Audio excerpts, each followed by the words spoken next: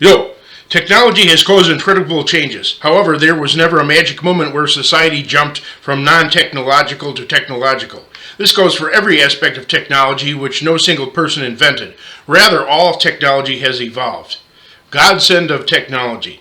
Though technology hasn't changed human nature one iota, life has improved overall. For example, machines replace former slaves. In countries that lack technology, slavery continues. Before the invention of bulldozers, combine harvesters, cranes, forklifts, tractors, and such like, people had to do the work that these machines do, hence the desire for slaves. In developed countries, even heartless people wouldn't want slaves. Each slave would have to be fed and housed, would need to use the toilet, could get sick, and could possibly retaliate. It'd have the work output of only one man. Today, one person could drive a machine, or a machine could drive itself, doing the work of 100 men. Concerning crime, the ancient world had no fingerprinting, DNA analysis, forensic science, interrogation and cross-examination techniques, polygraphs, video cameras, and such like.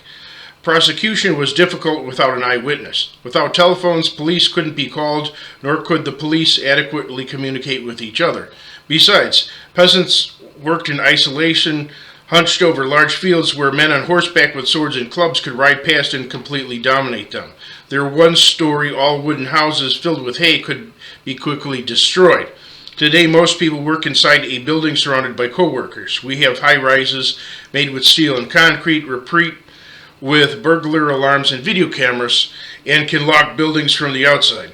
Yesterday's problems rested on lack of technology, not from lack of psychotherapy sessions or not being fully involved. So may useful technology become universal.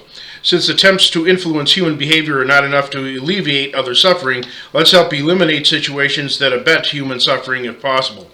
Although technology betters human lives overall, many aspects of technology are harmful or destructive. Considering the following innovations. Machinery. Most machinery is wonderful.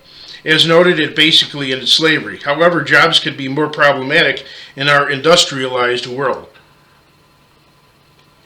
From rapid technological changes caused by breakneck competition, men with learning disabilities cannot maintain the pace of computerized technology, having been demoted and relegated to menial jobs suitable only for teenagers. Most farm hands have lost their jobs altogether since complicated machines do their work. If robots become commonplace, they will certainly take men's jobs, and schools may need restructuring to accommodate robotics as they were restructured to accommodate computers. Many men willing and able to do hard physical labor cannot understand complicated machinery, and jobs that predominantly require physical labor have become scarce and low paying. Financial compensation by the government so they can survive and retain their dignity of supporting a household and family would uphold a fair ethic. Concerning telephones, they are generally great machines. However, cell phones are potentially dangerous since many people think it's perfectly okay to be immersed in a phone conversation or text while driving. Others think it proper to talk on the phone in libraries or movie theaters or have it ring in church. Some telephones ring incessantly from bothersome telemarketing, political, or dubious charity calls. Although some calls can be stopped by entering a do not call registry, unfortunately not all can. So be considerate of others. Television. Television commercials with an elevated volume comprise about 45% of the programming. This time waster provokes constantly getting up and down and going into the refrigerator and cupboards to overeat. Even with recording devices, there's the bothersome pre-recording, fast-forwarding, and going back and forth if you forward too far or not enough. Television is a monologue, never a dialogue. It instructs you and you cannot reply. Quote-unquote Mr. TV never stops talking. This often involves objectionable content and bad degrading programming, which is ever present and tempting to watch. Much content is unchristian. Besides, your monthly cable bill pays for commercials and undesirable programming, not just shows you watch. Wholesome religious programming is available, but it's variously for marital problems, children, adult singles, televised mass for elderly shut-ins, and whatnot. So no matter who you are, most content is not for you. There are also dubious and controversial religious programs. There are excellent channels featuring classic movies. However, they aren't found on regular television or basic cable. At least I live in the United States. One must pay more for a premium package, which often grants access to pornographic content which cannot be blocked.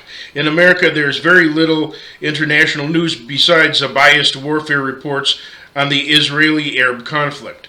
News consists mostly of shootings, fires, and the city mayor's proposals, while suburban and country folks are ignored.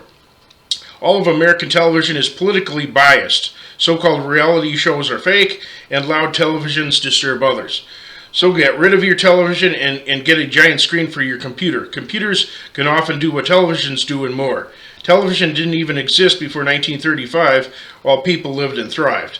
Replacing the, what they call it, the idiot box, with reading may seem untenable at first, but with diligent practice, reading can be preferred.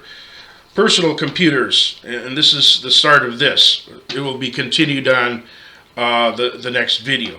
Computers are a miracle, although they open Pandora's box. Most computer users have been victimized by internet crime, often a simple matter of acquiring a computer virus from a hacker, which eventually slows or stops computer functioning. Others send money for a product that never arrives. Sometimes victimization is far more serious. In the United States, if you order an item online and the party doesn't send it, or you get nothing from a paid social connection service, contact the Attorney General for the state you reside in and fill out a complaint form which generates results. And this will be continued on part 2.